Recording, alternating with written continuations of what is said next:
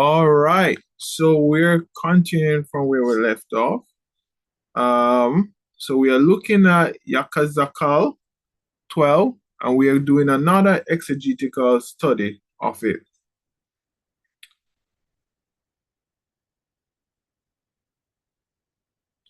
So Yakhazaq'al 12 presents a powerful prophetic enactment of exile and divine right ruling upon Yashar'al. To understand this chapter from a Hebraic perspective, we must examine its context, prophetic symbolism, and Hebraic thought patterns, which are deeply rooted in covenant, exile, and redemption.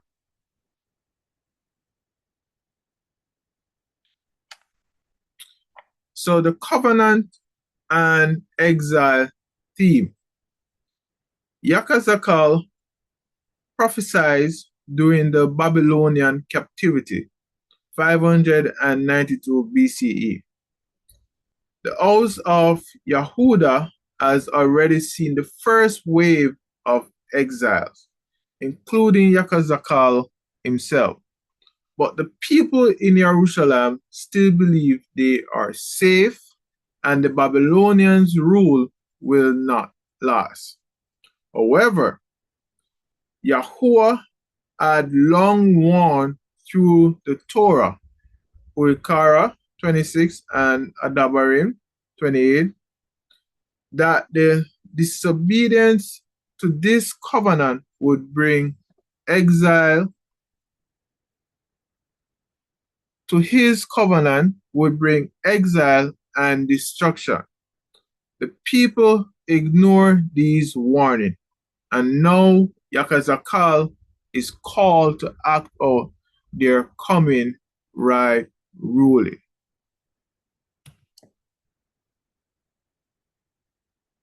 So I'm going to ask someone to read for us from verse 1 to 60.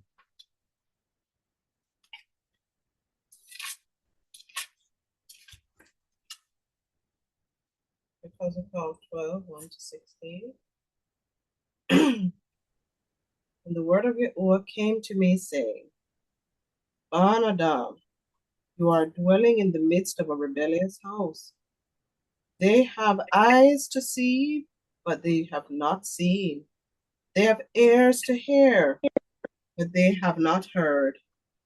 For they are a rebellious house.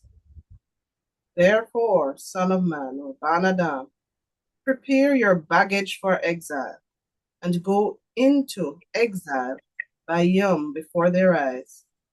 And you shall go from your place into exile to another place before their eyes.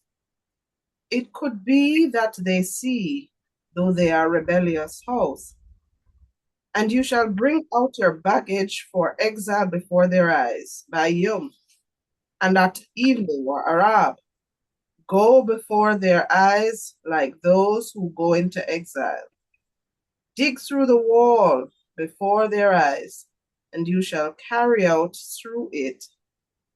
Take them on your shoulders, and bring them out at dark before their eyes. Cover your face, so that you do not see the land, for I have made you a sign to the house of Yashar'al. And so I did, as I was commanded.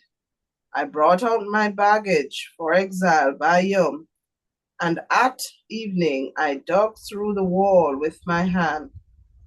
I brought them out at dark, and I took them on my shoulder before their eyes. And in the dawning, the word of Yahuah came to me, saying, Ban Adam, did not the house of Yashar'al, the rebellious house, say to you, What are you doing? Say to them, Thus said the Adani Yahuah, this message is to the prince or the ruler in Jerusalem and all the house of Yashar'al who are in their midst. Say, I am a sign to you. As I have done, so it is done to them. They are to go into exile, into captivity. And the prince who is in their midst is to bear his baggage on his shoulder at dark and go out. For they are to dig through the wall to bring them out through it. He is to cover his face so that he does not see the land with his eyes.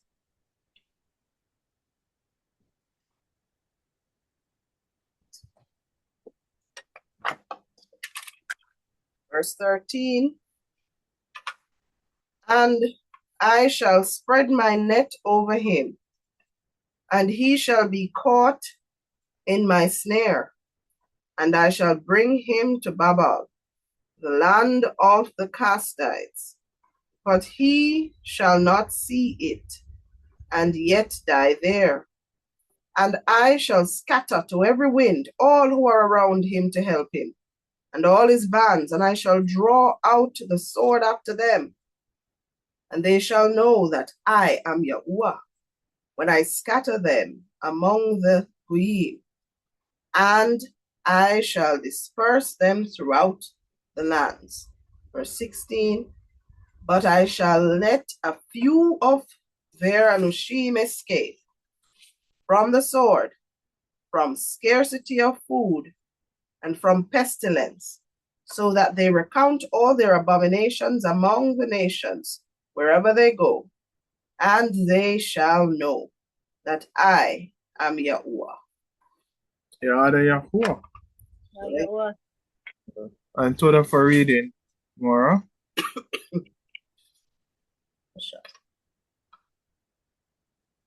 All right, so we're going to provide a little bit of a historical background to this chapter. Not only the chapter, but the circumstance that is being discussed. There is a historical, political, and spiritual context to what is being exegeted. The prophecy is recorded in the early 6th century, during a time when Babel or Babylon would have been the strong power of the time.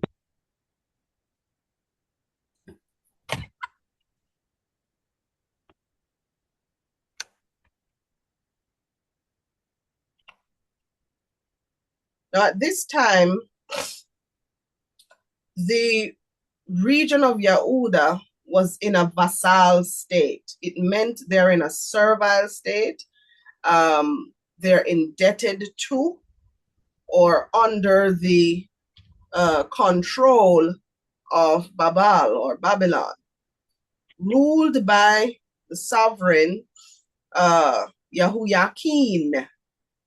That should be sovereign, typographical error. Yahuah.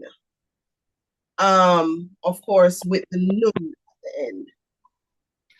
Now, we have some timelines. So in 605 BCE, Babylon under Nebuchadnezzar, or what some know as Nebuchadnezzar II, defeated Mitzrayim at the Battle of Carchemish, making Yehudah part of the Babylonian Empire. So they would have overtook them. Let us read Jeremiah 46, verse 2. We ask someone to read that.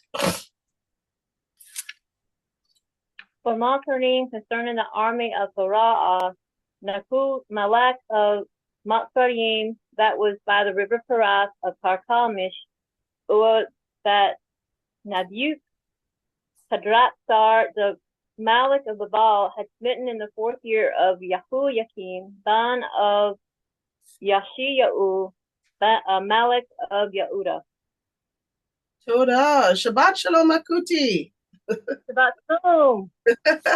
and Shabbat Shalom. All right, Toda. So that was the first step. Next, there was the first deportation, still in the same period. So some nobles, which included Daniel and his friends, were captured, were taken to Babel or Babylon. And we see this in Daniel chapter 1, verses 1 to 7. We ask someone to read that.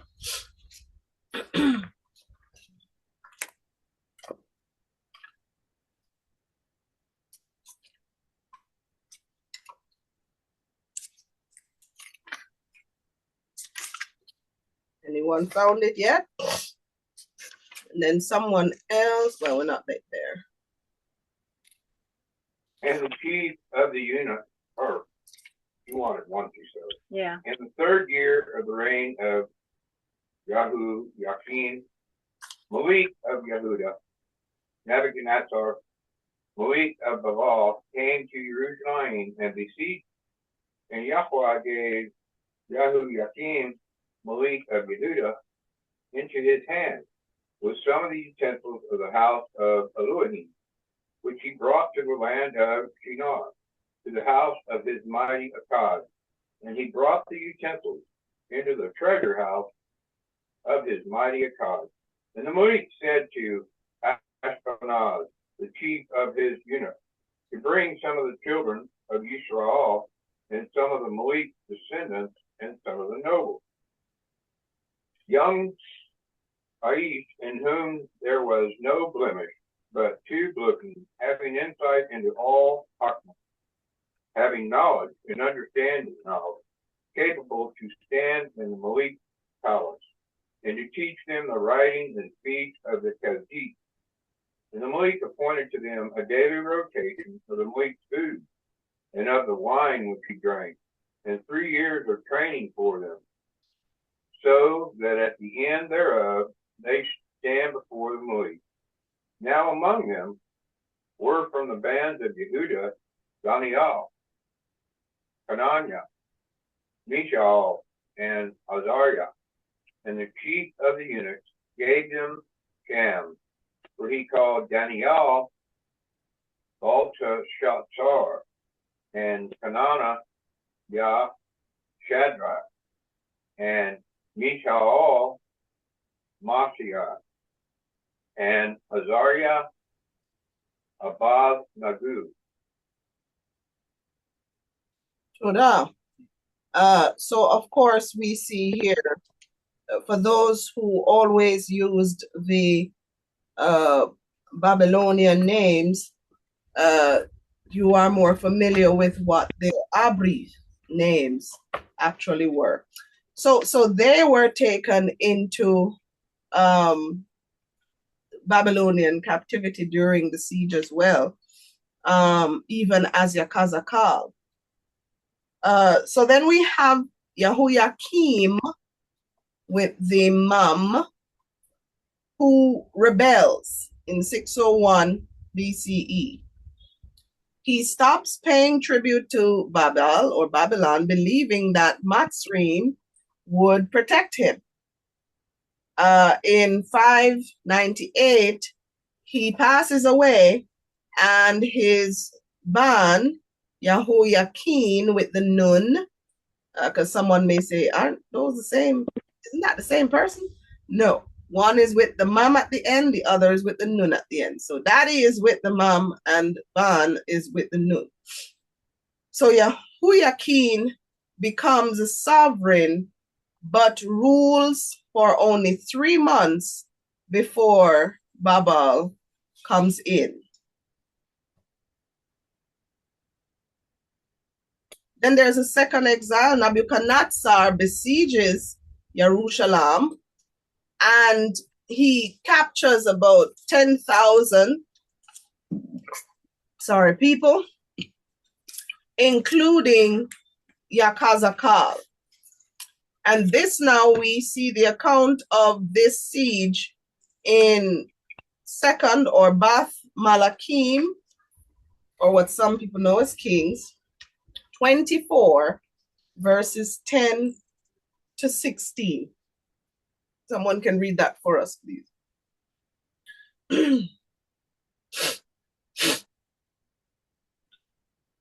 At that time, the servants of Nebuchadnezzar, Malik of Babal, came up against Jerusalem, or the city was besieged. Nebuchadnezzar, Malik of Babal, came against the city as the servants were besieging it. Or Yahuah, Malik of Yehudah, or his Amma, or his servants, or his heads, or his eunuchs went out to the Malik of Babal. Or the Malik of Babal, in the 8th year of his reign, took him prisoner. He took from there all the treasures of the Bayith of Yahuah, or the treasures of the Malik's house, or he cut in pieces all the objects of Zahab that Shalamah, Malik of Yashar'al, had made in the hall of Yahuah, as Yahuah had spoken. Or he exiled all Jerusalem, or all the officers and all the mighty, brave Anush, 1,000 exiles, and all the craftsmen and smiths. None remained except the poorest people of the land. And he exiled Yahuah to Babal, and the Malik Alma, and the Malik Ashayim, and his eunuchs, and the leading man of the land he exiled from Jerusalem to Babal. Were all the mighty, brave Anush, 7,000 craftsmen and smiths, 100,000, all who were strong and fit for battle.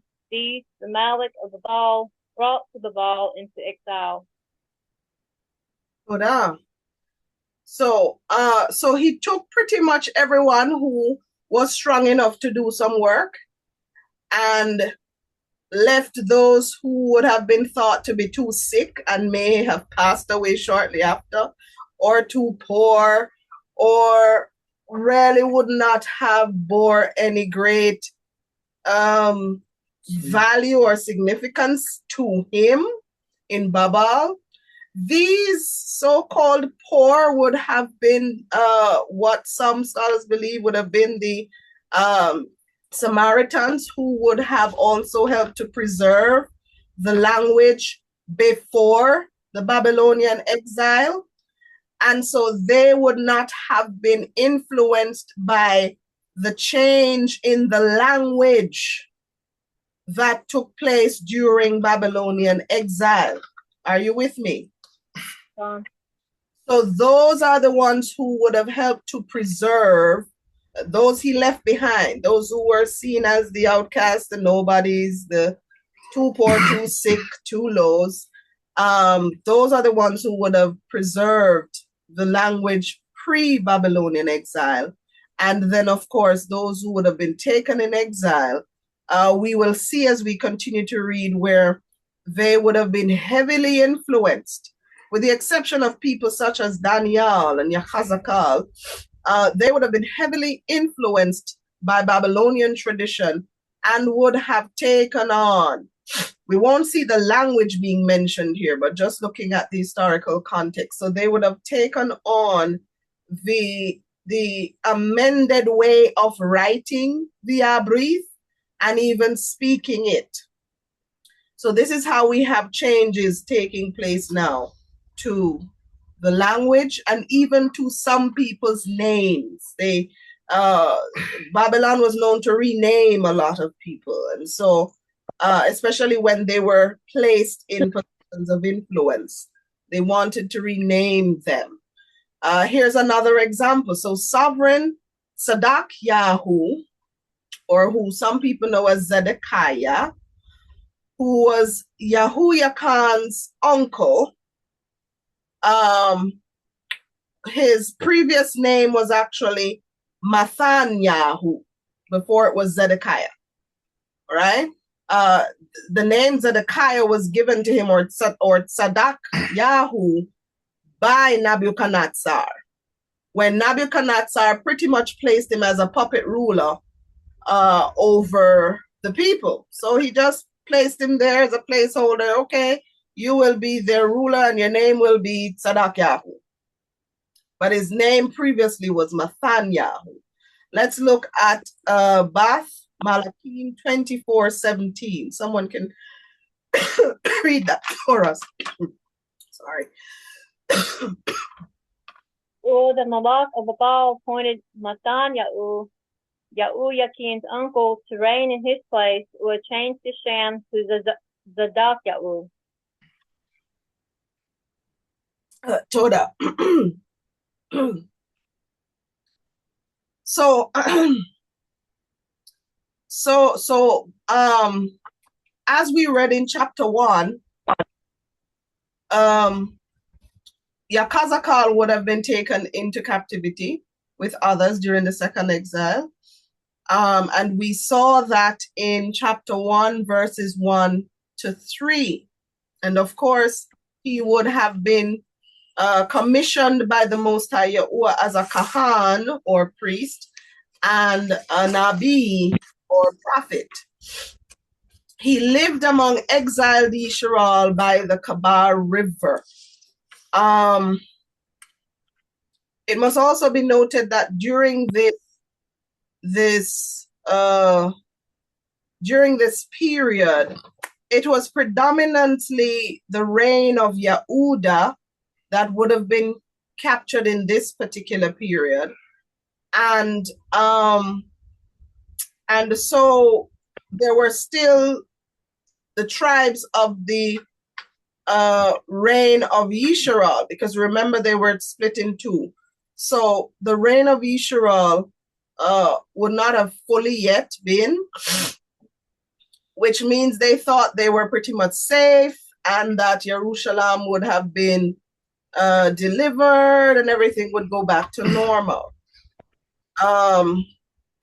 So we see where he was with the exiles at the Kabar River. Let us remind ourselves of chapter 3, verse 15. What does it say? Someone can read that for us.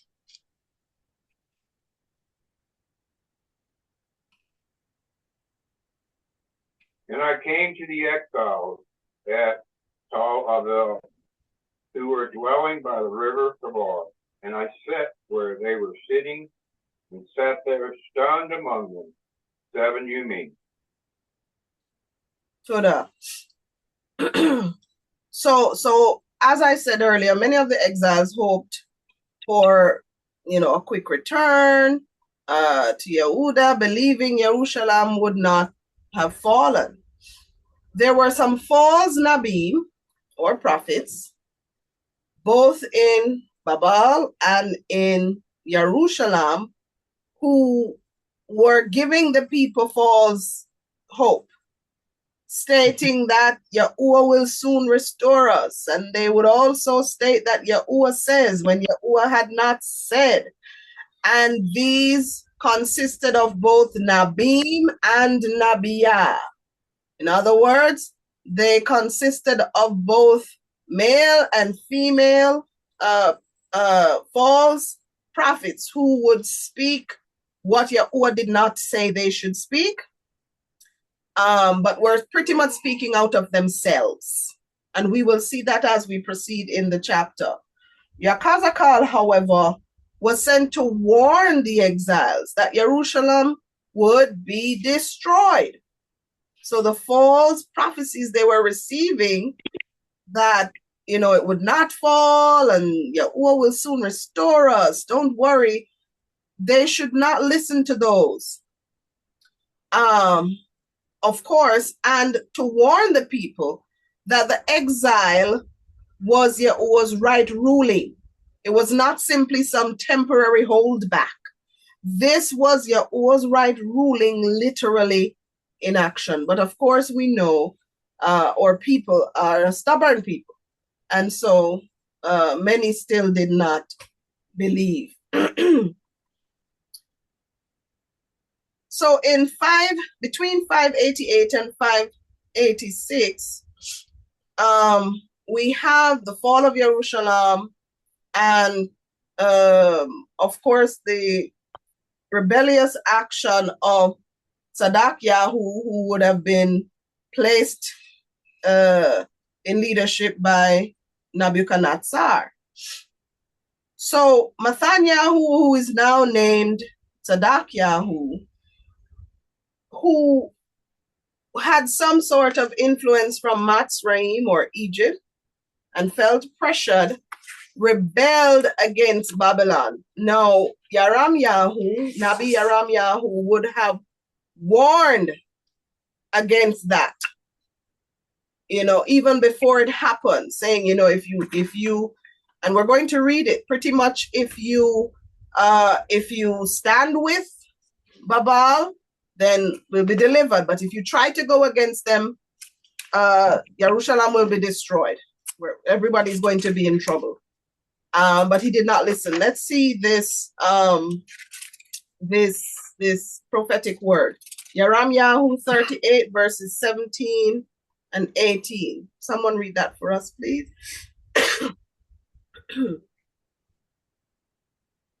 Yahu spoke to Zadok. Thus spoke Yahuah, the Eluah of Zabaoth, the Elohim of Yashar'al. If you do indeed surrender to the heads of the Malach of Babal, then your being shall live. Will this city not be burned with fire? Will you or your house shall live? But if you do not surrender to the heads of the Malach of Babal, then this city shall be given into the hand of the chazaq, or they shall burn it with fire, or you shall not escape from their hand. But of course, he rebelled against that warning and yielded to the pressure of Natsarym and rebelled against Nebuchadnezzar and Babel. And so Nebuchadnezzar responded with a massive siege of Jerusalem. Food supplies ran out. People resorted to cannibalism, and we discussed this in earlier chapters of Yakhazaq'al, where it speaks of the scarcity of grain and them having to mix lesser grade grains and to have some food. And so the food ran out and people resorted to predominantly eating even babies. Yeah. Let's look at Lamentation 4:10 or Aika 4:10.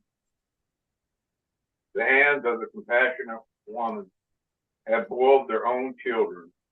They became food for them in the destruction of the wrath of my people.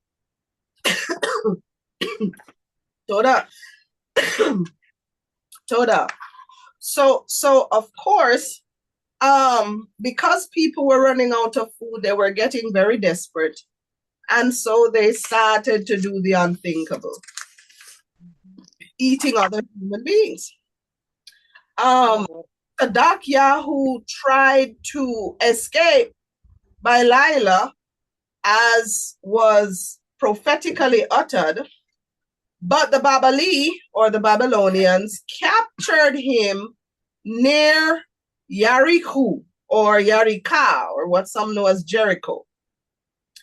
And we're going to see, some persons will already remember this part of the story, but we're still going to go through, especially for those who may not know, or for the purpose of those who will be listening to the recording. Bath Malachim 25, verses 4 to 6. Someone read that for us, and then we'll go to Yahu 39, verses 6 to 7. Then the city wall was breached, while all the men of battle fled at Laila by way of the gate between two walls. That was by the Malach's garden, even though the chazaq were still encamped all around against the city. Or the Malach went by way of the desert plain. And the army of the chazaq pursued the Malach, who overtook him in the desert plains of Yaraku, or all his army was scattered from him. They seized the Malach and brought him up to the Malach of Babal of Riblah, or they pronounced sentence on him. So, and I want you to listen to what these other scriptures are saying, and in your mind, remember what Nabi Yakhazaq'al was told to enact, as Zakan Shemariah, who would have stated earlier, that the Nabi was asked to enact something, to act out, to dramatize, to demonstrate something. And this was prophetic demonstration. So they would have taken the lives of his banim or his sons before his eyes. And then after that, that was the final thing he saw. Then they blinded him and took him into Babal, as Yahu would have prophetically stated. Let us look at Yahu 39, verses 6 to 7. And the Malik of Babal slew the band of Yahuah before his eyes and Rabbah. The Malik of Babal also slew all the nobles of Yehudah, and he put out the eyes of Yahuah and bound him with bronze shackles to bring him to Babal. So of course we see where they were living in a system that was controlled by another nation, the nation of Babel or Babylon. This man would have been placed in a position of authority by the system. Notice my choice of words. And then he was told, he was warned by a Nabi of the Most High, listen, don't go against this particular system because of another system, or you're going to get in trouble. And you're going to get everyone in trouble, and the entire land is going to suffer because of it. But he gave in to the pressures of another system, the system of Natsarym, and fought against the current system of governance. And so it was as though he committed political espionage, because he would have sided with another government to overthrow this government, and it backfired. And so he now tries to escape in the dark of Leela through some hidden passages, and goes out and tries to get away with his stuff, but is overtaken. His children are taken before his eyes, their lives snuffed out, and his sight is also taken, and he's captured, chained, and brought to Babylon. And we see where this prophetic word, as we read in this current chapter that we're looking at, Yakhazaq'al 12, 13 through 16, would have been fulfilled. And that is where I yield for now to Zakan Shamar Yahu. All right. So looking at verses 1 to 2, a stubborn people. So in Hebrew it taught, rebellious house, Abait Marie, refers to Yashar'al and Yahudah's continued stiff-necked resistance. And we can refer this to Adabarim 9, verse 6. I'm going to ask someone to read first. Or you shall know that Yahuah your Elohim is not giving you this true land to possess because of your zadok, for you are a stiff-necked So the reading. So the eyes to see but do not see echoes at Dabarim 29, verse 4. I'm going to ask someone to read that first.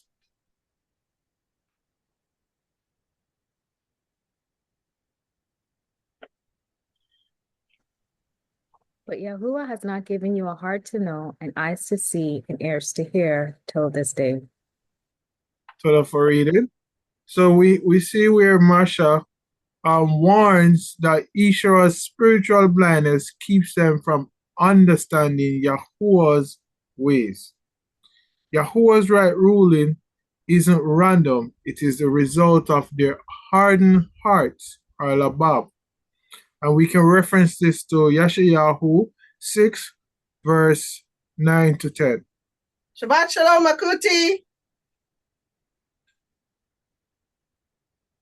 Don't think she heard.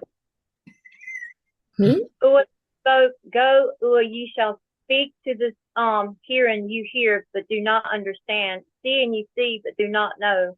Make the lob of this fat, and their ears heavy. Shut their eyes, lest they see with their eyes, hear with their ears, and understand with their lob, and shall turn and be Rapha.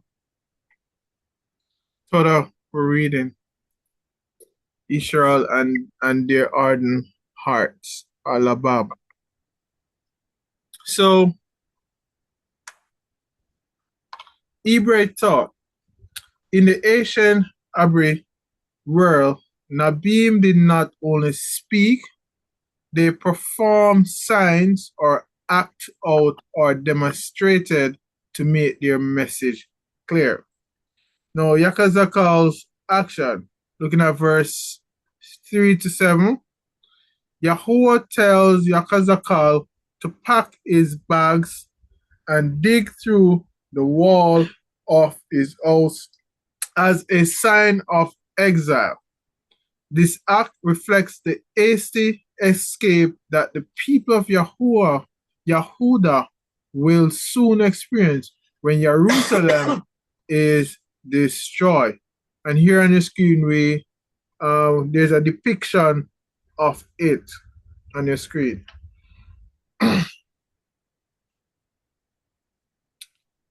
So prepare your belongings for exile.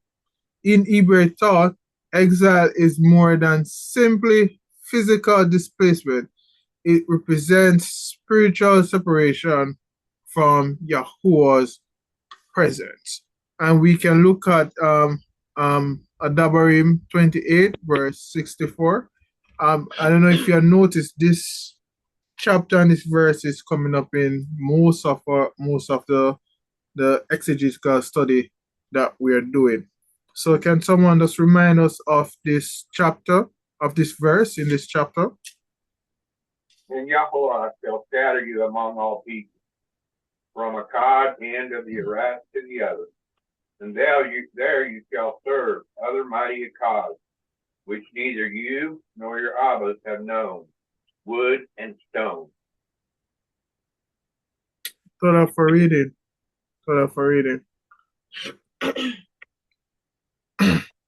So we're going to take a careful look or analysis of Yahuah instruction to Nabi Khan Yakhazaq'al.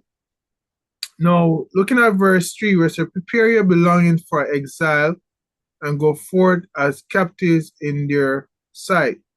And verse 4, carry them out in the yom before their eyes as exile gear. Verse 5, dig through the wall in their sight and carry them out through it. Verse 6, bear them on your shoulder in the twilight. Cover your face that you may not see the land, for I have placed you as a sign to the house of Yashar'al. And verse 7, and I did as I was commanded. So first we see here, again, as I stated earlier, where the Malak Tzaddak Yahu would have been the manifestation of this prophetic enactment when he tried to escape. Prepare your belongings, similar to how he packed up. Carry them out in the yom before their eyes, so in the light. So that was very symbolic. Carry them out in the yom. And then dig through the wall in their side. So it's speaking of a sneaky escape, but we're going to go deeper into that. Carry them on your shoulder in the twilight. Twilight speaks of two lights. There are two times that you have a twilight sort of experience, or two lights, in the evening and the dawning. During those times, you will observe, you see the greater light and the lesser light at the same time during the periods of transition. So you will always see both lights during these periods of transition. And so there's a transition from the yom that he was to carry them out into utter darkness. And the darkness, of course, would have meant not only the time of the possible escape, but also the sight.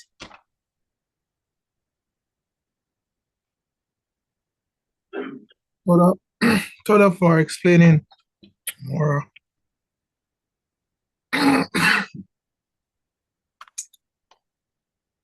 So go out at evening or Arab in their sight.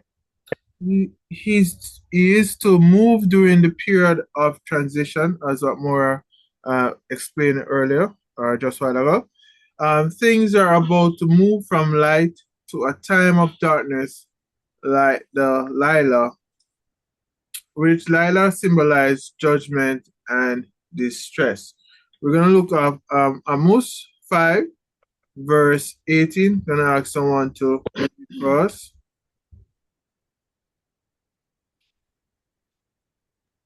Woe to you. Go ahead, Akuti. Oh, sorry. Woe to you who are longing for the day of Yahuah. What does the day of Yahuah means to you? Is it darkness and not light? Toda for reading. So dig through the wall. This represents the desperate attempts of leaders and people to escape Babylon's siege. The fulfill in 2nd Malachim or 2nd Kings, verse 25, verse 4. I'm gonna ask someone to read that first. Then the city wall was breached, and all the Aish battle fled at night by way of the gate between two walls, which was by the Malik's garden, even though the Canaanites were still encamped all around against the city, and the Malik went by way of the desert plain. So for reading. So cover your face. This symbolizes shame and blindness. Yahuah would literally be blinded by Nebuchadnezzar. I think we read this earlier. Yahuah 39, verse 7. So prophetic insight. The leaders will not leave in dignity, but sneak out like fugitive, as Moraz explained earlier. Yahuah removes his protection, allowing right ruling to fall. Yada Yahuah.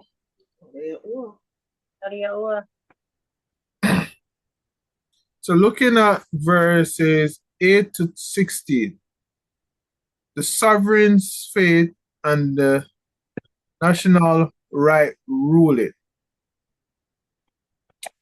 So in the back of the word of Yahuah came to me saying, I'm looking at verse 9, as it said, as not the house of Israel asks, what are you doing? Now the meaning, the people don't understand the warning. Even in exile, they believe Jerusalem won't fall. Now in Hebrew thought, when a Nabi asks out a message, the people should ask for understanding, but they refuse to see the truth. And we can reference this to Mashalim or Proverbs 1, verse 5. I'm going to ask someone to read it first. The Chachma Akhad hears who increases learning, and the understanding Akhad gets Chachma counsel. So in essence, Zakan, the people saw him doing something that was what I would say is awkward. Different. And yet still, nobody tried to inquire, what does this mean? Con. It was as though,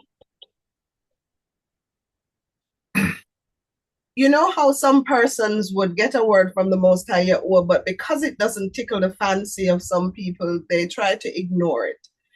So it was as though, people are seeing and saying, you know what, he's probably coming with another doom and gloom message. So Probably seeing it as being strange. Or maybe they just weren't interested in what he had to say, because they were probably so vested in what the false Nabim were saying anyway. And so he may be seen as being the bearer of bad news.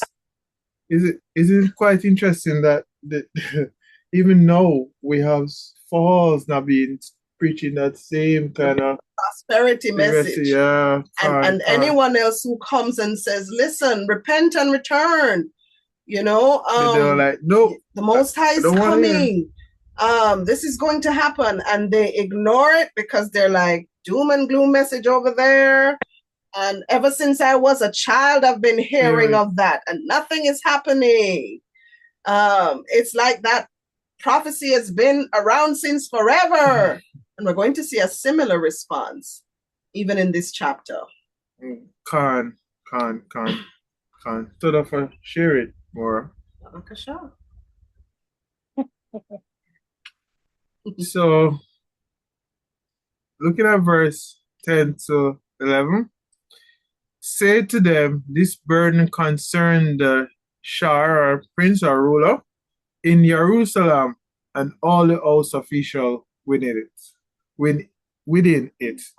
So the ruler refers to sovereign chazaq in Hebrew, Abrit. Masha means burden. Nabim often gave burdensome message of right ruling. And we can look at Nakam 1 verse 1. Or Nahum, what some people know as Nahum. Really Nahum. Message concerning Nineveh, the book of the vision of Nahum the Al-Koshite. Toda. Read it. Do we observe that this word, it's really Masha, which is not to be confused with the name of Masha, as in Moses. But was often pronounced Masa. Do we observe that even from the times of enslavement, those who would afflict the enslaved people of our ancestors were referred to as Masa? Do we see that? The oppressor. The oppressor. They were burdensome. And so this also solidifies that the right ruling of the Most High was taking place as well, because the burden was now upon our ancestors for their disobedience by these massas. Right? So we continue.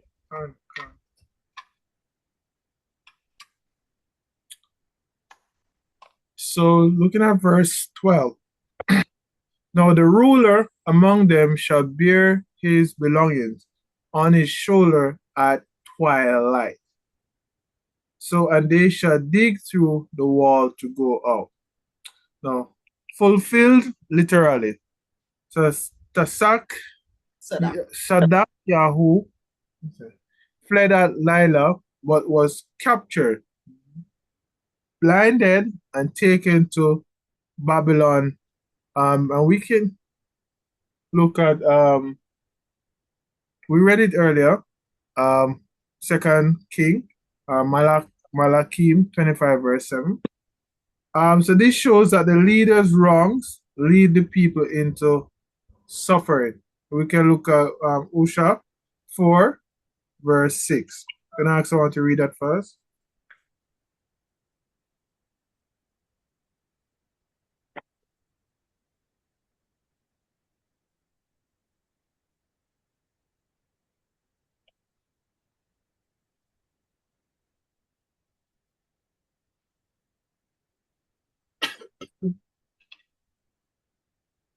My arm has perished for lack of knowledge.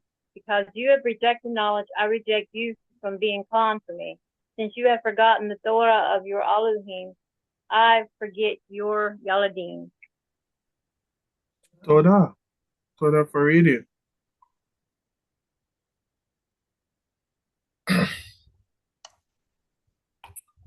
So Yachazaq'al prophesies that sovereign Sadak Yahu, the last sovereign of Yehudah, will try to escape, but will be caught, blinded, and taken to Babylon. He shall not see the land. And according to verse 13, a direct prophecy fulfilled in 2 Malachi 25, verse 7, that we read earlier, where Nebuchadnezzar captures Sadak puts out his eyes, and takes him to Babylon. So the chains of exile. In Hebraic thought, blindness is both physical and spiritual. Now we can read Adabarim 28, verse 28. Just remind of ourselves of that scripture. Then I also want to read it for us. Yahuah shall smite you with madness, blindness, bewilderment of the body. So that for reading. So the Sadak Yahu physical blindness reflects Yahudah's spiritual blindness to Yahuah's command. Why did Yahuah allow this? Now the sovereign and the people trusted in Mitzrayim for help instead of repenting. So we're going to look at Yashar'al or Isaiah 30, verse 1 to 3. Woe to the stubborn children, declares Yahuah, to make counsel, but not for me, to devise plans, but not of my ruah, in order to add sin to sin, who are walking to go down to Mitzrayim, and have not asked my mouth, to be strengthened in the strength of Pharaoh, and to seek refuge in the shadow of Mitzrayim. And the strength of Pharaoh shall become your shame, the refuge in the shadow of Mitzrayim, your confusion. All right, Toda Farid. Again, we see where Yashar'al is trusting another source instead of trusting Yahuah. So instead of listening to Yahu's warning to surrender, Sadak Yahu rebelled against Babylon, bringing greater destruction. And we're going to ask someone just to read for us quickly. Yahu 38, verse 17. And I also want us to read it for us. Yirmiyahu spoke to Sadak Yahu. Thus spoke Yahuah, the Eluah of Zabu'ul, the Elohim of Yashar'al. If you do indeed surrender to the heads of the Malach of Babal, then your being shall live. And this city not be burned with fire. You or your house shall live. Tada for reading. So, verse 13, I will spread my net over him, and he shall be taken in my snare. He shall be brought to Babylon, yet he shall not see it. He shall die there. Now, net and snare in Hebraic imagery, Yahuah's right ruling is like a hunter catching a prey. And we can reference this to Yirmiyahu 16, verse 16 to 17. I'm going to ask someone to read it first.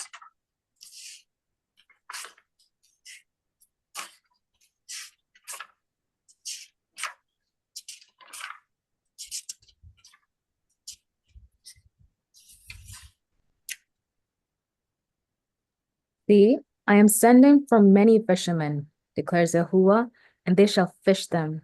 And after that, I will send from many hunters, and they shall hunt them from every mountain and every hill, and out of the holes of the rocks.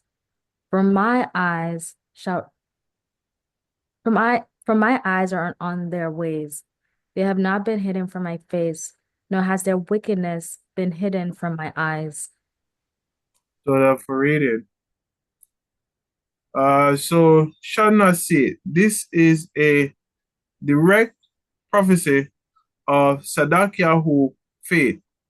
He was blinded and never saw Babylon. So we can reference this to Jeremiah 52, verse 11. I'm gonna ask. Go ahead.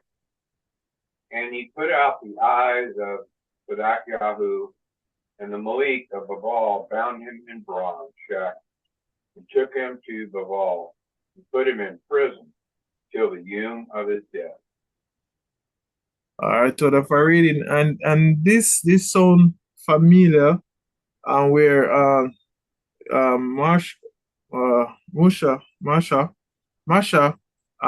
was to go over into the promised land, but because of their wrongs that they had committed, they did not get to cross over into the promised land.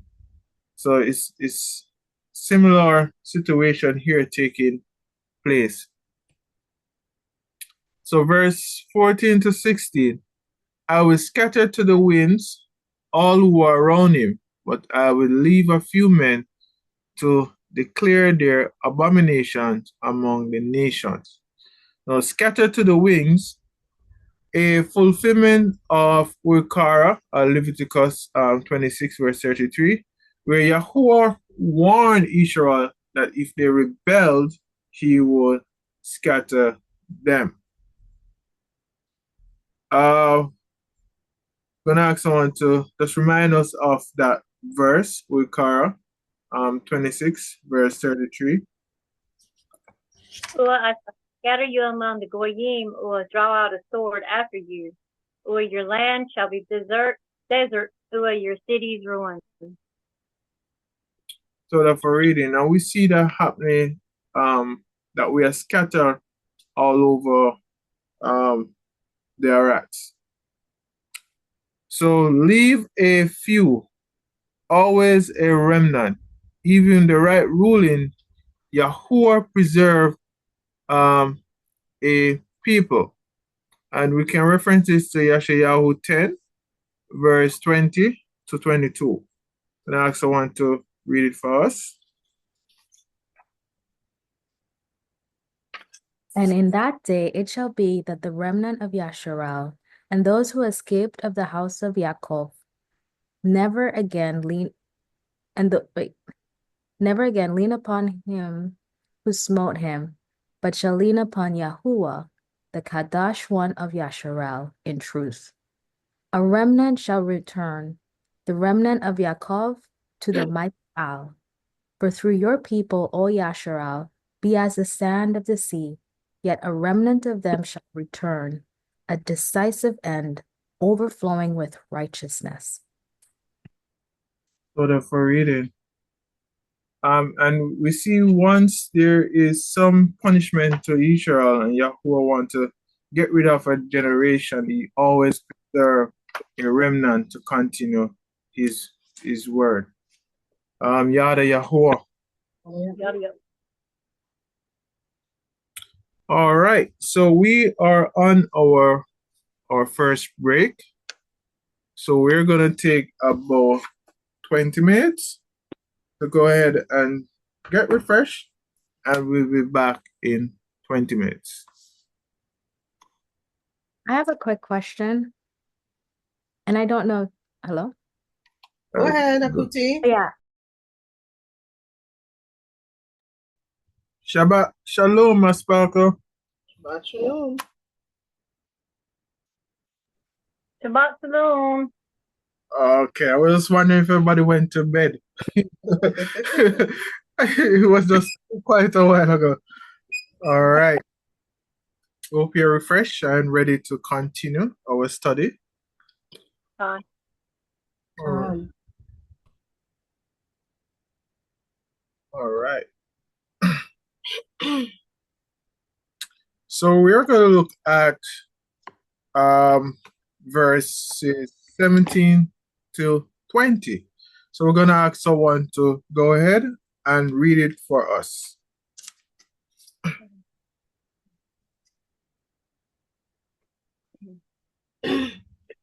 Or the debar of Yahuah came to me, speaking, Son of Adam, eat your bread with trembling, drink your water with fear, or dagah.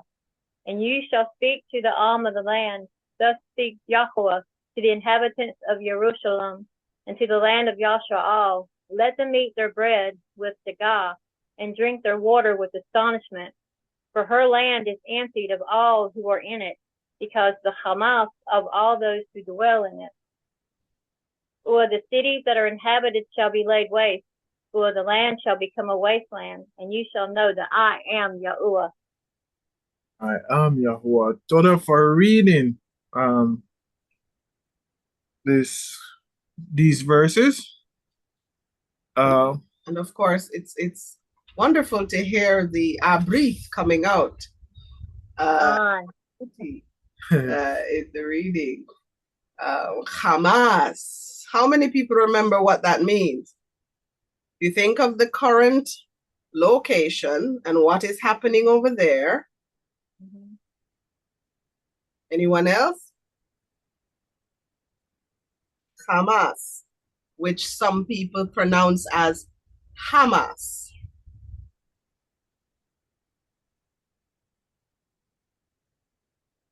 Is it something to do with like terror or destroyer or something like that? It means violence, right? So you're not far off. So if we think of what the land, the current place they call Hamas, is going through, violent acts. So the power of the Abrith language.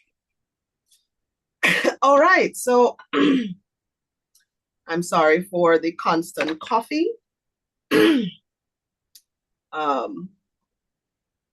Battling a little cold. So why was Yahudah exiled? Of course, the prevailing reason would be because they broke the covenant.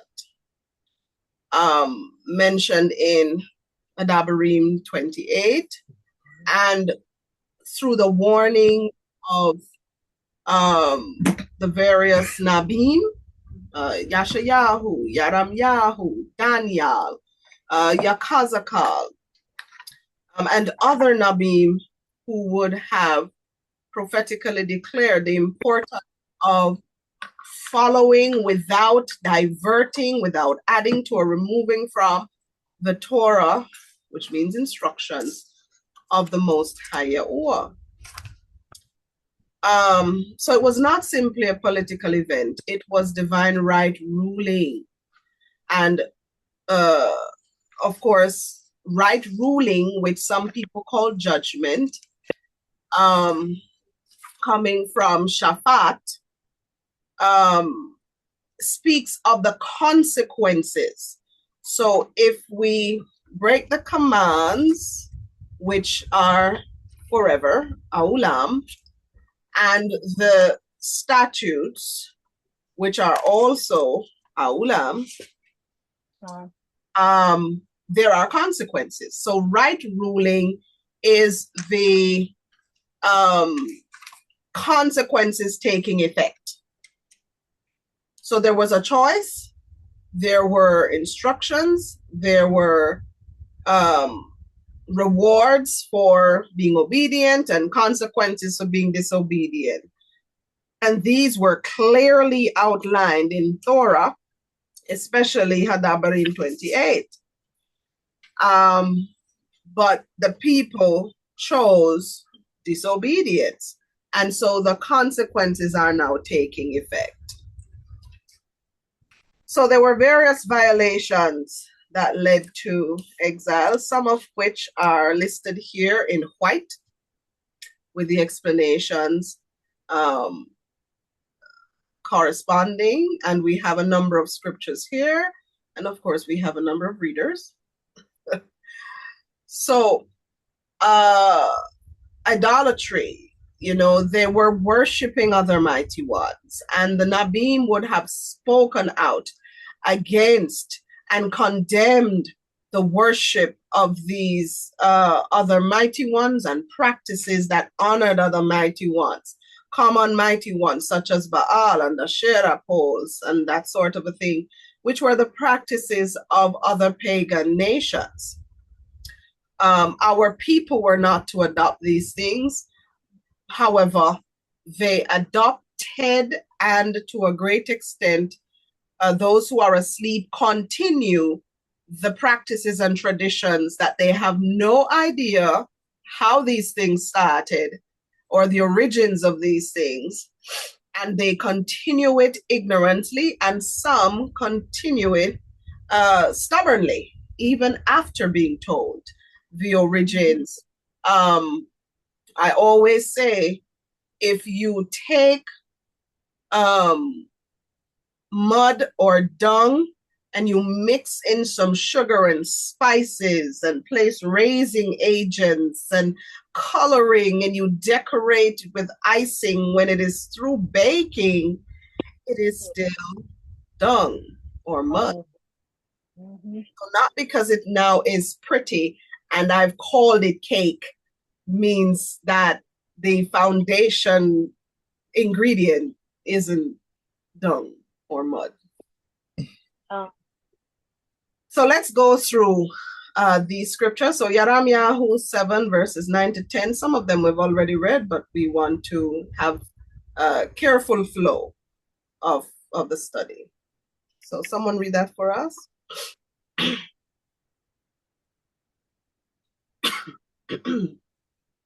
Murdering and committing adultery, and swearing falsehood, and burning incense to Baal, and walking after other mighty Akkads you have not known.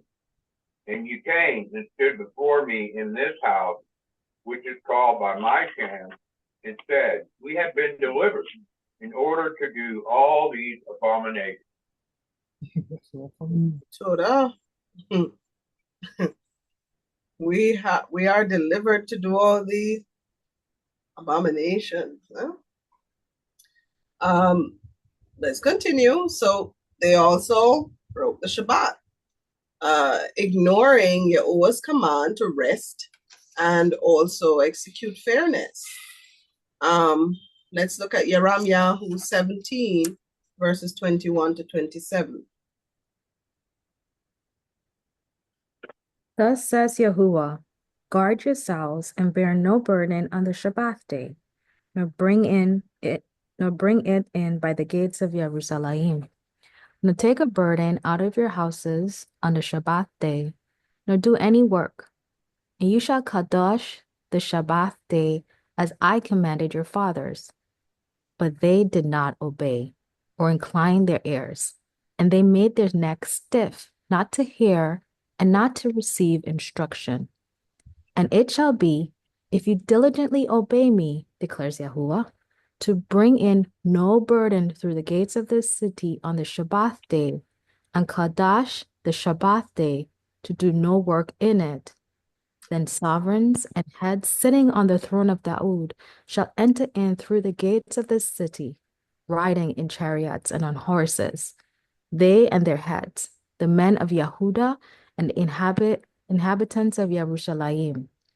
And this city shall be inhabited forever. And they shall come from the cities of Yehudah and from the places around Yerushalayim, and from the land of Benjamin and from the low country, from the mountains and from the Negev, bringing burnt offerings and slaughters, grain offerings and incense, bringing offerings of praise to the house of Yahuah. But if you do not obey me to Kadosh the Shabbat day, and not to bear a burden when entering the gates of Yerushalayim on the Shabbat day, then I will kindle a fire in its gates, and it shall consume the palaces of Yerushalayim and not be quenched. Oh, no. Wow. What powerful warnings. We hear here that they did not listen. They did whatever they wanted to do on the Shabbat. Notice it did not say they should not come through the gates. It's simply saying, don't be carrying burdens, don't be working, don't take anything to sell, don't take anything that is considered a burden when you are coming into this place. You see, the same sort of rules that apply then apply now. If we have our homes or our houses, as people of Yashar'al, the rules must apply. If you have family members or friends or neighbors who come over on the Shabbat into your house, they must understand that here we observe the Shabbat. You're not going to work. If you choose to come over here, we don't do certain things, and you explain what it is you don't do. And if they say, well, I don't want to come, then it's okay. It's okay. It's even better if they don't want to observe the Shabbat and don't come than come and blatantly disregard it. There are rules that govern, there are commands, there are statutes that govern how we live. And those who come into our spaces, for some people, you may live in an apartment building, so you can't control what happens on the entire building, but you can control what happens in your particular space. And so, though you may not be able to control what the person in the next apartment is doing until Yahuah Baruch or baraks you to receive your own place, within the confines of your own little apartment, you can establish these statutes. We do not do XYZ, or we do XYZ during the Shabbat. So if you come to visit me, this is the expectation. Yada Yahuah. So then there was also social unfairness. They would oppress those who had nothing, those who had no one to take care of them, such as widows and orphans. And this is how we also see where Yahuah says, don't come to me with your fake fasting and your fake crying and your fake tearing of your clothes and starving yourselves for nothing, when you are not even treating the poor and the widows and the orphans well. So this is what I want you to do. If you are going to be doing without something for the sake of fasting, at least ensure those who are less favored among you are taken care of. So if you're not going to eat food, at least ensure those who have no food have food.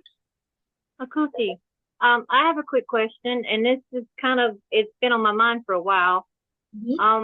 When it speaks of taking care of the widows and those without Abbas, and all that, does it mean those within Yashar'al, or does it mean the entirety of the folks in general? Toda for that question.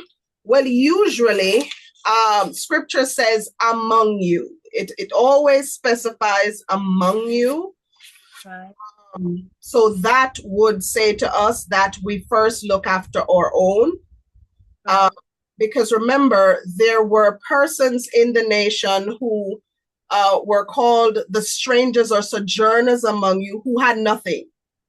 Right. So you were supposed to leave the corners of your fields during harvest time so they could harvest as well. The practice of that time, and still the practice of our people, was that when the woman lost her Aish, or her husband, who would be the primary provider unless she had children who were taking care of her, it was the duty of the assembly to look out for these people as well. And the same for those who would have lost their parents. It was important that if they had no one to take care of them, that the nation would also take care of them.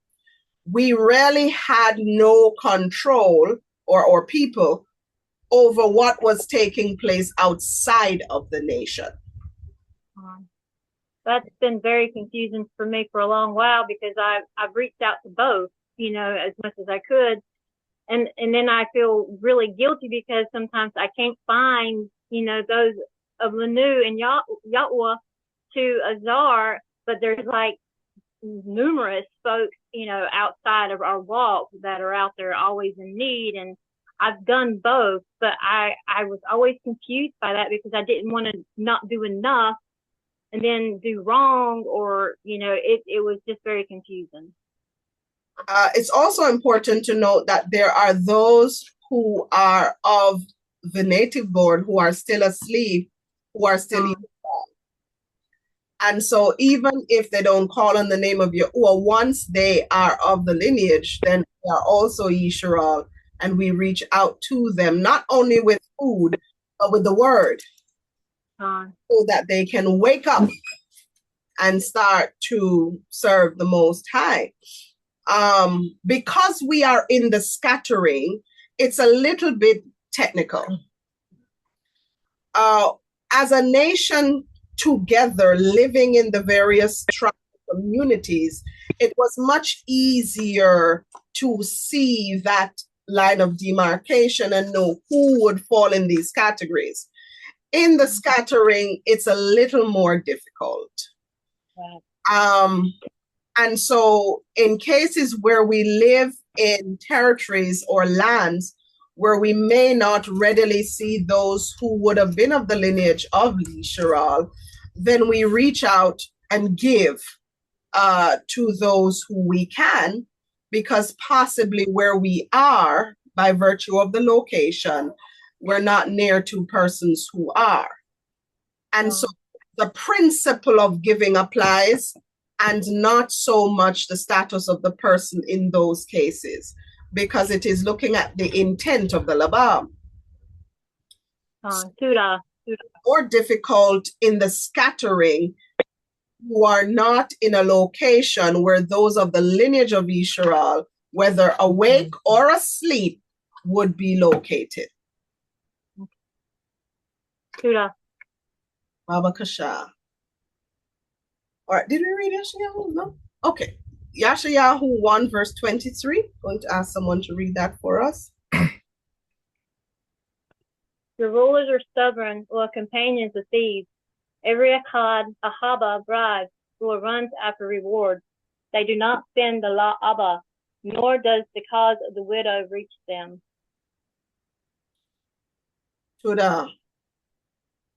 So we hear again that they would have neglected. So this is part of the reason, they would be in exile. Specifically looking at Yahudah, the reign of Yahudah. Then they also shed the blood of those who were without guilt. They would do sacrifices unto other mighty ones. You would see their malak, which is the actual pronunciation, but most persons may know M-O-L-E-C-H, molech. But the reality is they would take the lives of those who were helpless, those who were not even a threat amongst the nation. Let's look at Yahu 19:5.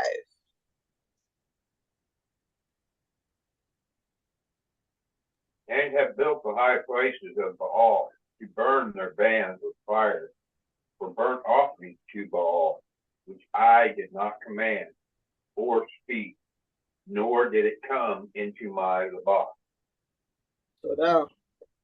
So they took on themselves the practices of other pagan nations, thinking to themselves, okay, if we do this, then we are honoring the Most High. But Yahuah did not say this is how he wants to be honored.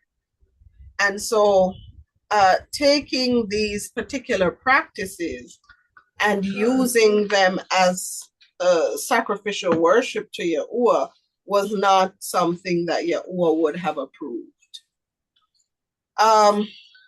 Finally, on this slide, I forgot to put that in white, but trusting in Natsarym instead of Yahuah. And Zakan alluded to this earlier, that instead of trusting Yahuah, they trusted in the strength of Natsarym. So they, instead of Teshuvah, where they would repent and return to the covenant, they placed their hope in political alliances of, the system of Natsarym. Let's look at Yeshayahu 30, verses 1 to 3.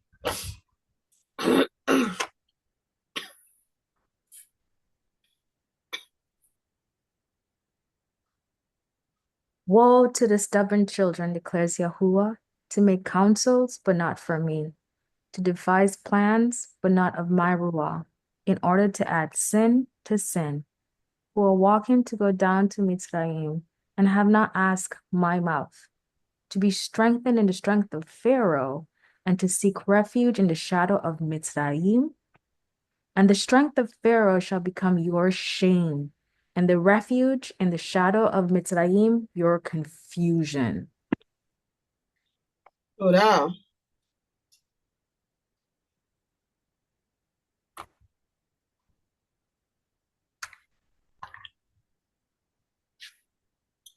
All right. So living in Babylon, what was it like? So the exiles dwelt near the Kabar River in Babylon, as we saw in chapter 1, verse 1. We already established they were in a vassal state, but were allowed to own lands and build homes. Let us remind ourselves of Yahu 29, verses 5 to 7.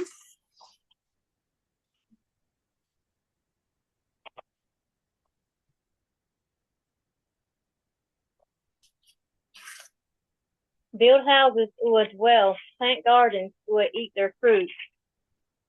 Take Ashayim or bring forth Banim or take Ashayim for your Banim or give your spouse to Ayishim. Let them bear Banim or Batim or be increased there and do not diminish. Or seek the shalom of the city where I have exiled you. Or Palaf Yahuah for in it shalom, you have shalom. So they were allowed to own some land and build some homes, but they were still subject to Babal. Many adopted Babylonian practices and customs, but the Nabim, such as Yakhazaq'al and Daniel, constantly urged them to remain loyal to Yahuah, even in the exile. Do not take on the practices of this pagan nation. Remember who we are. We are still called by his name. We are still expected to follow Torah, even in exile. But of course, many would have ignored that and took on traditions and customs of this pagan nation. Daniel became a high-ranking official in Babel, and he still remained loyal to Yahuah. And we know the story of Daniel and how they tried to throw him in the lion's den and all of that, because of his loyalty to Yahuah. So Babylon then falls to the Persians under Karash, or Cyrus, as some know him, the Great. And he allows the Yahudim to return to rebuild Jerusalem and the Haikal. Let's look at Azra, or some know it as Ezra 1, verses 1 to 4.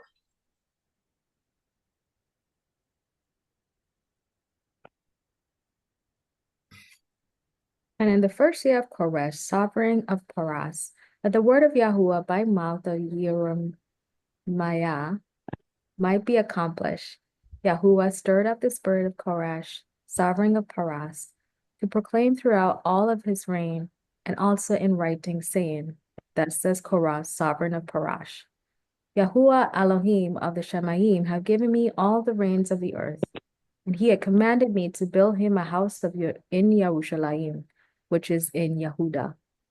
Who is among you of all his people? His Elohim be with him. And let him go up to Yerushalayim, which is in Yehudah, and build the house of Yahuah Elohim of Yashar'al. He is Elohim, which is in Yerushalayim. And whoever is left from all the places where he sojourns, let the men of this place help him with silver and gold, with goods and livestock, besides the voluntary offering of the house of Elohim, which is in Yerushalayim. Good enough for reading. Then we get to the point where Zerubbabel, notice his name, or what some people call Zerubbabel, it's actually Zerubbabel, leads the first, and Zara speaks of a seed, or to spring forth, to be born. So this would be either born in Babel or Babylon, or seed in Babylon, which would explain, where he would have been born in the period of exile. Leads the first wave of returnees and rebuilds the temple.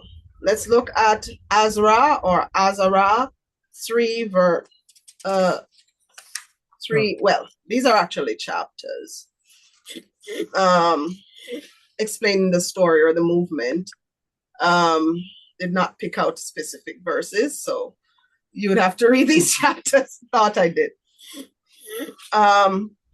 So chapters 3 to 6, you will see that movement. Now, someone may be wondering, Zerubbabel. Okay, there is a theory. Scripture does not specifically tell us Zerubbabel who was named so-and-so, or so-and-so who was named Zerubbabel. However, when looking and cross-referencing scripture,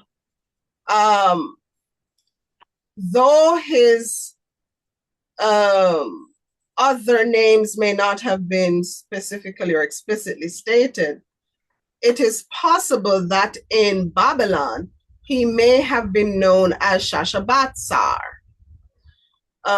which is more of a Persian name. Why would this association take place? Because everything that is said about Shashabatzar is actually the same thing said about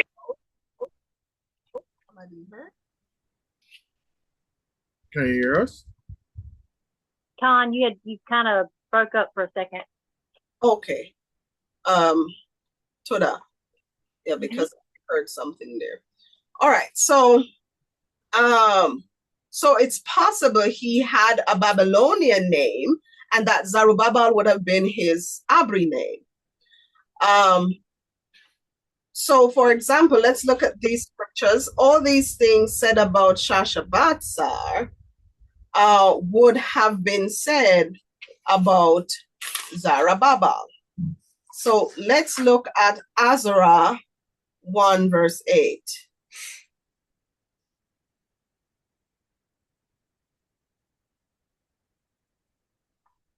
Korash, Malik of Paras, brought them out by the hands of Mithredath, the treasurer, who accounted them out to Shashbatzar, the leader of Yehudah. Toda.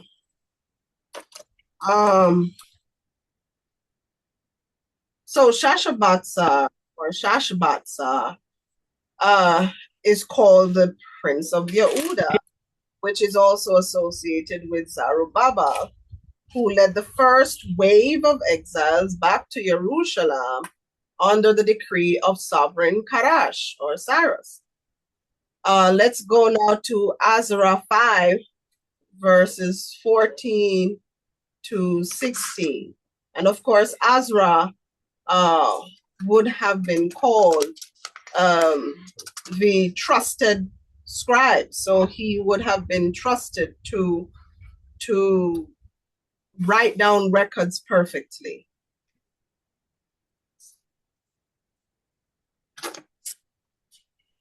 And also the zahab and silver utensils of the house of Allah, which Nebuchadnezzar had taken from Paul, that was in Jerusalem and brought to the temple of Allah.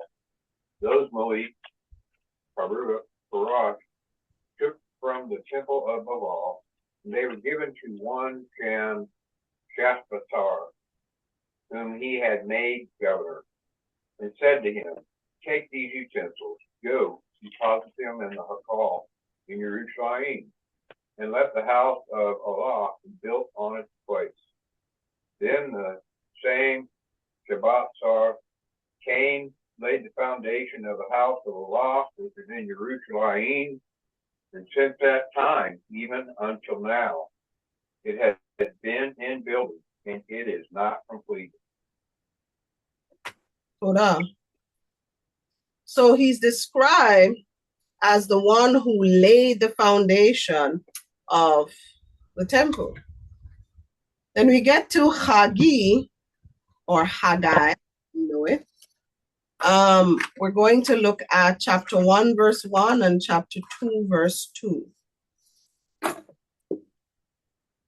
In the second year of Darius, the sovereign, in the 6th month, on the first day of the month, the word of Yahuah came to Haggai, the Nabi of Zerubbabel, son of Shealtiel, governor of Yehudah, and to Yahusha, son of Sadak, and the Kohen Haggadah, saying, Toda. And to speak, please to Zerubbabel of Shealtiel, governor of Yehudah, and to Yahusha, son of Yahozadaq, and the Kohen Haggadah, and to the remnant of the people, saying, Toda.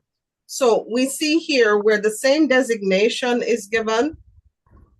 Some may say that these are two different individuals given the same designations, while others argue that Shashbatzar or Shashabatzar would have been Zerubbabel's Babylonian name, similar to Daniel being called Belshazzar.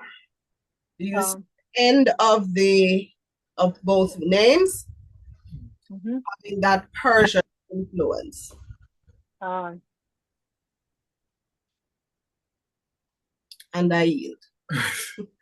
So we are looking at fear, famine, and the rod of Yahuah. Looking back at the same verses 17 to 20. So Yahuah commands Yachazaq'al to eat and drink in fear as a sign that the people will experience famine and terror. So eating with trembling. So the siege of Jerusalem will cause severe famine, fulfilled in Aika or Lamentation 4, verse 4 to 10, which we read earlier. The land will be desolate. Looking at verse 19 to 20, Yahuah's judgment will turn a land of milk and honey into a wasteland, echoing the covenant curses of Adabarim or Deuteronomy 28, verse 23 to 24. And I think most of us are familiar with those verses. So we're going to ask someone just to remind us of these verses.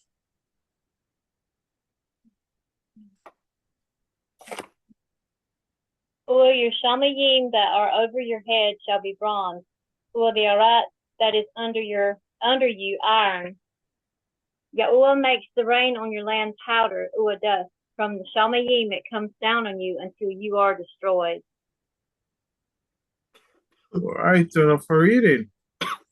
So, Hebrew taught in Torah, a land that becomes desolate is a sign that the people have broken their covenant with Yahuah. And with Korah 26, verse 31 to 33, can someone just remind us of those verses?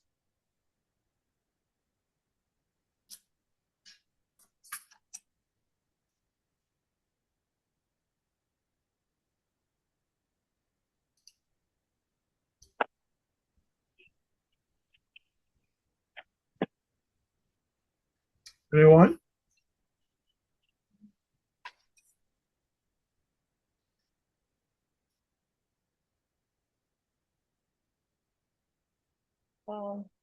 And I shall turn your cities into ruins and lay your mikdashim waste and not smell your sweet fragrances. Or I shall lay the land waste, and your enemies who dwell in it shall be astonished at it. 33. Or I shall scatter you among the goyim and draw out a sword after you, and your land shall be desert or your cities ruins. All right, total for reading. And the land itself vomits out the defiled inhabitants. So gonna ask someone to read Luke 18, verse 25 first.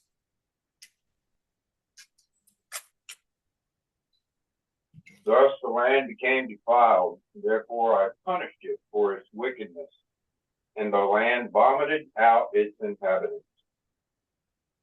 For reading. So first we're given a little description here that the land is desolate, that it pretty much looks like a wasteland,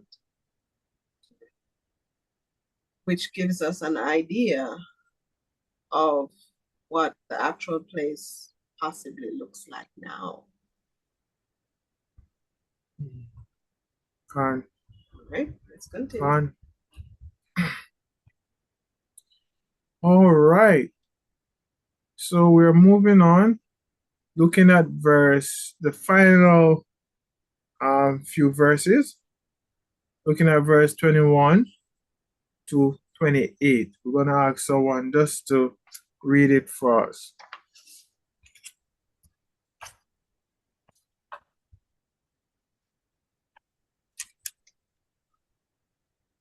And the Devar of Yahuah came to me, saying, Ram of Anu, what is the proverb that you people have about the land of Yisrael, which says, the Yumim go by, and every vision shall come to naught?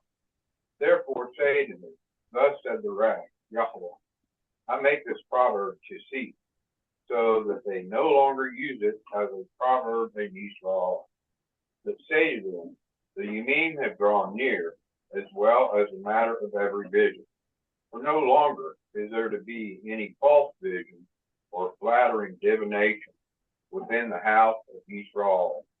For I am Yahuah, I speak, and the bar which I speak is done.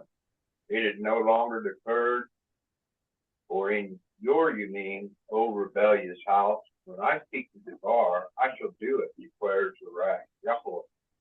Again, the Devar of Yahuah came to me, saying, Ban of Anush, see, the house of Yisrael is saying, The vision that he has seen is for many. You mean from now, and he is Nabuah of times far off.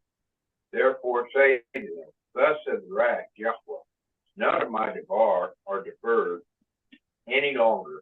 When I speak of debar, it is done, declares the Yahuah. Yada Yahuah Yahuah. and Toda for reading. So the false prophecy rebuked. Sorry. Rebuked. So the people of Yehudah say the Yomim are prolonged and every vision comes to nothing. So this reflects a cynical attitude as they doubt Yahuah's warning. They thought they had time, but Yahuah says, the word I speak will no longer be delayed. Looking at verse 25. False prophet kept saying peace or shalom, shalom. Echoing Jeremiah 6, verse 14, even though destruction was coming. So in Hebraic understanding, the Torah warns that when people harden their hearts, Yahuah gives them over to deception. And we can look at Adabarim or Deuteronomy 29, verse 19 to 20. Someone can just remind us of those scripture or those verses.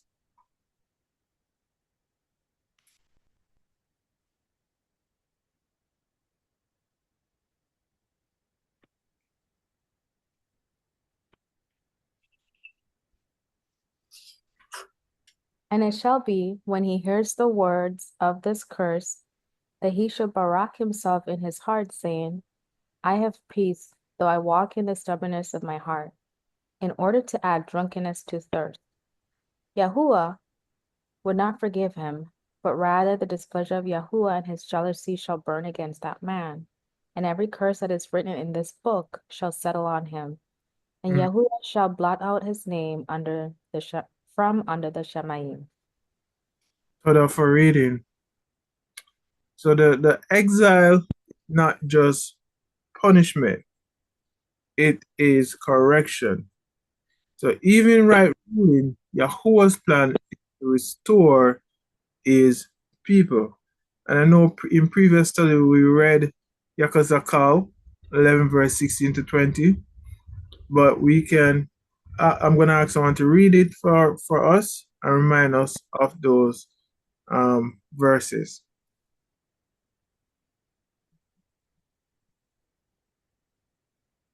What was that you wanting read? Yakhazaq'al 11 verse 16 to 20. Okay. Therefore speak, thus spoke Yahuah, although I have sent them far off among the Goyim, although I have scattered them among the lands, yet I was for them a makdash for a little while in the lands to where they came. Therefore speak, thus spoke Yahuah, I shall gather you from the Amim, I shall assemble you from the lands where you have been scattered, and I shall give you the land of Yashar'al. And they shall go there, and shall take away all its filthiness and all its abominations from there. What was the verses? 20, up to verse 20. And I shall give them Akhad Ahabah, and put a new roof within you, and I shall take the stony lob out of their bashar, and give them a lob of bashar, that they walk in my kagim, and shamar my right ruling, and shall do them. They shall be my la'am, and I shall be their Elohim. Toda for reading. So even in exile, Yahuah is still looking out for his people. His plan, as you just read, is to give them a new labab, give them one labab or Akhad labab and a new rook. That is his plan towards his people, even during exile. So even though it's a punishment. He is making sure there is correction and there's a way for restoration to be taking place for his people. Yada Yahuah. Yada Yahuah. All right. So we're going to take a closer look at these verses. So what is this proverb that you use saying the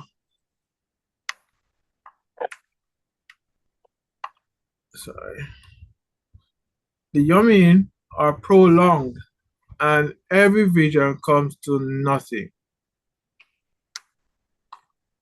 So the people mock Yahuah's warning, believing right ruling, our judgment would never come.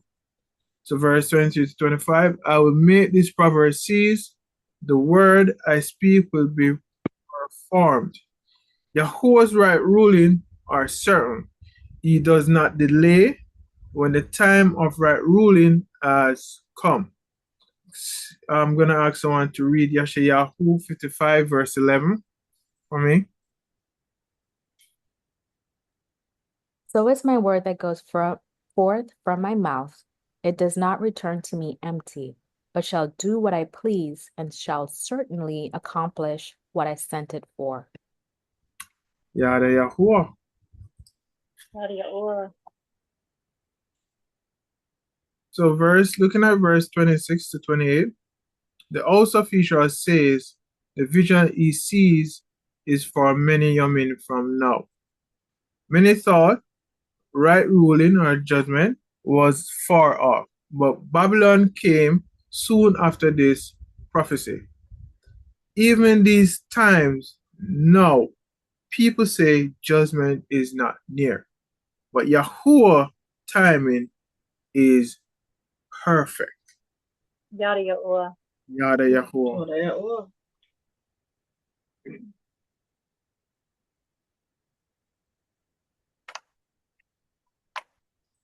So from an Hebrew perspective, Yachazaq'al 12 is not only about Babylon, it is about all of Yahuah's people who refuse to listen. Exile is a pattern. Adam and Kawah were exiled from Adan. Yashar'al was exiled from the land, and even now many are in exile, disconnected from Torah and Yahuah's ways. The regathering promise. Yahuah promises to regather all 12 tribes in the end times. And I know we read this verse before in previous studies, but we want to remind ourselves of Yakhazaq'al 37, verse 21 to 23. So I'm going to ask someone to read it for us.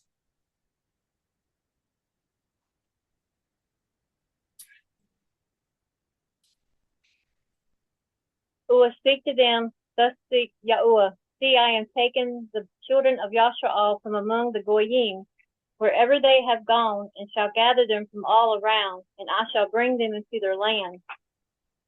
And I shall make them one nation in the land, on the harem of Yashar'al, and Akhad Malik shall be Malik over them all, and let no longer be two nations, and let them no longer be divided into two reigns. And they shall no longer defile their beings with their idols, nor with their filthiness, nor with any of their transgressions. Or I shall yashar them from all their dwelling places, and that they have kata, and I shall cleanse them, and they shall be my and I be their Elohim. So for reading. So Yahuah promised to regather us and remind us that he is going to be our Elohim. Yada Yahuah. Yada Yahuah. So the Mashiach rule. So Yahusha came to bring back the lost sheep of the house of Israel. And we can take a look at Mattatyahu 15, verse 24.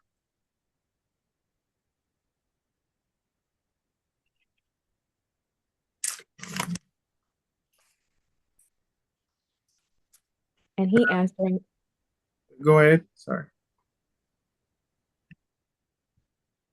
You can go ahead. Oh. And he answered and said, I was not sent except to the lost sheep of the house of Yashar'al. To the reading. So here we see the fulfilling of Yachazaq'al prophecy of restoration. All right, so we're going to take a quick 10 minutes break and be back. All right, Mas Parker?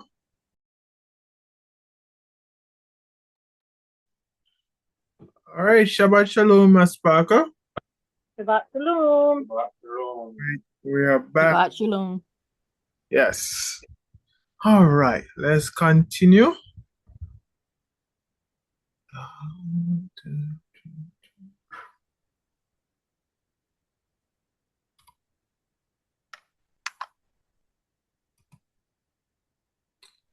So looking at connection to other prophets. So I'm going to ask people to get their scripture and read for us. There are several on the screen, so different person find different chapter for us.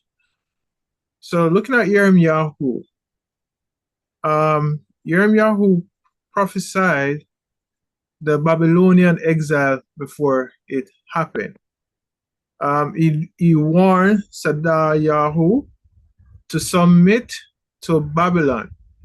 And we can look at, well, we read this earlier, but just remind us of Yirmiyahu 27, verse 12 to 13. Or I spoke to Yahuah, the Malach of Yehudah, according to all these Devarim, speak. Bring your necks under the yoke of the Malach of Babal, who has served him or his and live. Why should you die, you or your by the sword, by the scarcity of food, by the pestilence, as Yahuah has spoken against the Goyim that does not serve the Malach of Babal? All right, so that's for reading. So the other one, he wrote to the exile, telling them to settle in Babylon and seek its welfare. Someone read Yirmiyahu 29, verse 47 for me.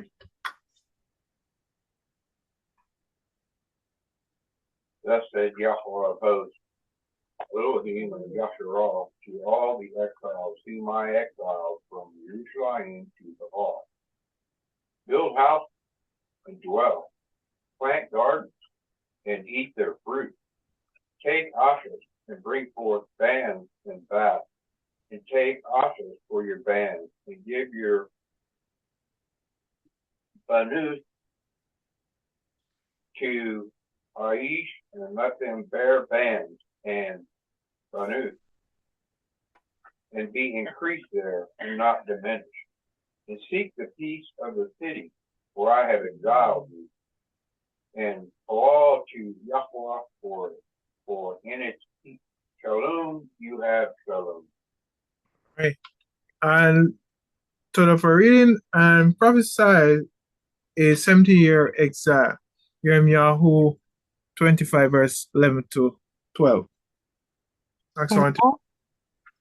And all this land shall be a ruin and a waste, and these nations shall serve the sovereign of Babel 70 years.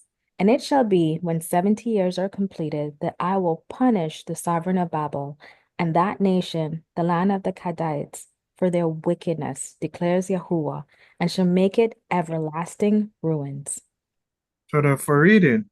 So looking at Yashar'al prophecy of restoration.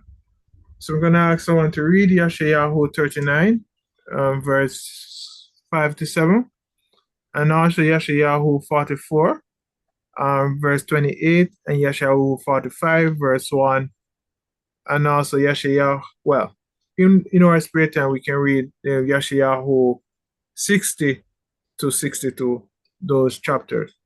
All right, but for now, we're going to ask someone to grab the ones that I mentioned earlier, 39, 44, and 45. Yashar'al spoke to Akhad Ahabah, hear the debar of Yahuah of Zabul. See the Yumim are coming when all that is in your base, or what your Abim have stored up until this Yom, shall be taken away to Babal. Not a matter shall be left, declares Yahuah, and they shall take some of your Banim who are born to you, whom you bring forth, or they shall be eunuchs in the palace of the malice of Babal. All right. For reading. So Yeshayahu before the exile warned Yahudah of the destruction. Now we're going to ask someone to read Yeshayahu 44 verse 28, and then after that read Yeshayahu 45 verse 1. Who is saying of Korah, he is my shepherd, and he completes all my pleasure. Even saying to Jerusalem, let her be built, and to the Hakal, let her foundation be laid. Thus said Yahuah to his anointed, to Korah, whose right hand I have grasped, to subdue nations before him, and ungird the loins of Malik, to open before him double doors, so that gates are not shut. So now for reading. So he also foretold Parashah by name, saying he would allow the Yahudim to return. And the third one, he prophesied the ultimate restoration of Zion or Sion in the Mashiach age.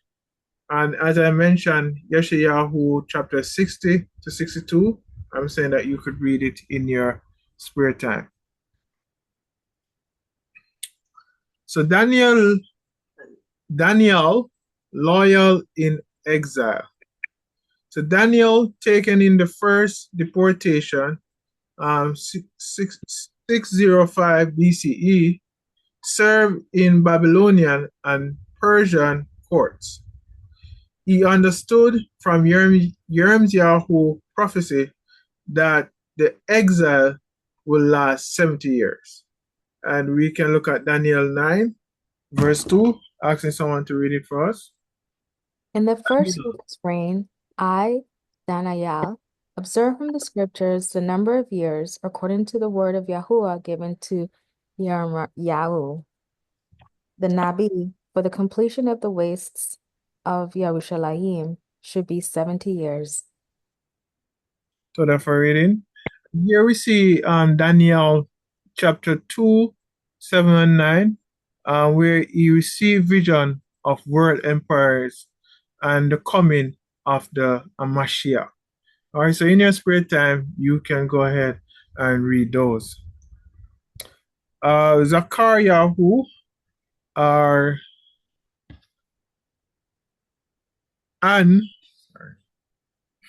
Hagi, or Haggai, as some people know. Post-exile Nabim. They encourage the returning exile to rebuild the temple Akhad Ahabah. Haggai 1, verse 2 to 4. I think we read it earlier. But I'm going to ask someone just to remind us of those verses. Yahuah of Zebul spoke, this has spoke. The time has not come, the time the Bayith of Yahuah is to be built. Then the Debar of Yahuah came by Haggai, the Nabi, speaking, is it time for you, your being, to dwell in your paneled houses, or this Bayith be in ruins? So for reading. So Zachariah who prophesied about Mashiach, the branch and the future restoration of Israel. So I'm just going to ask someone just to read Zachariah 6, verse 12 to 13, and then read chapter 8, verse 7 to 8.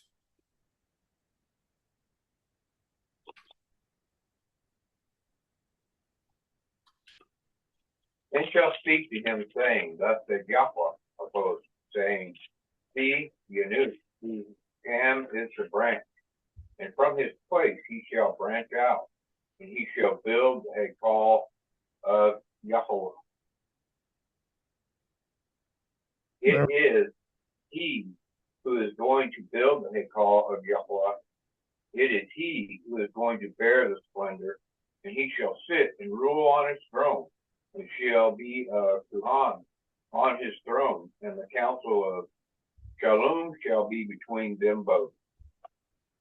All right. Thus said Yahuah of hosts, see, I am saving my people from the land of the sunrise and from the land of the sunset. And I shall bring them back, and they shall dwell in the midst of Jerusalem. And they shall be my people, and I shall be their Elohim in truth and in righteousness. All right, Toda for reading. So, many now reject Torah, embrace rebellion, and ignore prophecy. Even as Yahuah scattered Yashar'al for disobedience, he's also calling his people back. The regathering of Israel is happening. As Yachazaq'al warned Yehudah, so we must warn now. Teshuvah for the reign of Yahuah is at hand. Yahuah. Yahuah.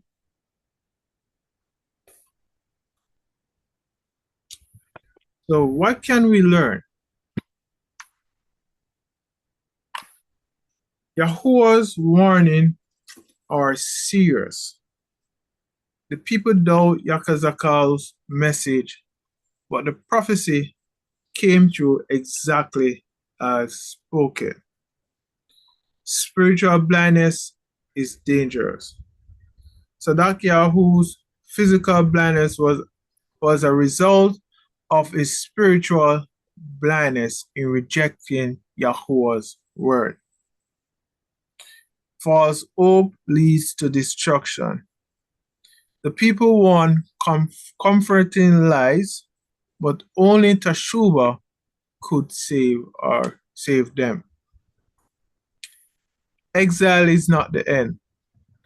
Though Yehudah was punished, Yahuah's plan always includes restoration for those who turn back to him. So this message is for now, not tomorrow, but now. Many live in spiritual and physical exile by ignoring Yahuah's commands, but he is calling his people back to Torah and back to him before the final right ruling. The regathering will happen before the final judgment. Yada Yahuah.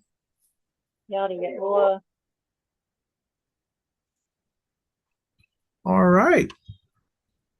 So we're going to repeat Tahal 119, verse 89 to 96, looking at the Lamad. So we're going to repeat after 2, Akhad Shatim. O Yahuah, your words stand firm in the Shamayim. Ladar is your trustworthiness. You establish the Darat, and it stands. Lamashpathatik, they have stood to his yam, for all are your servants. Luli, your Torah had not been my delight. I would have perished my action. Lawamula, let me forget your precepts, for by them you have given me life. Lak, save me, for I have sought your orders. Destroy me, I understand your witness. Yakhal, your command is exceedingly broad.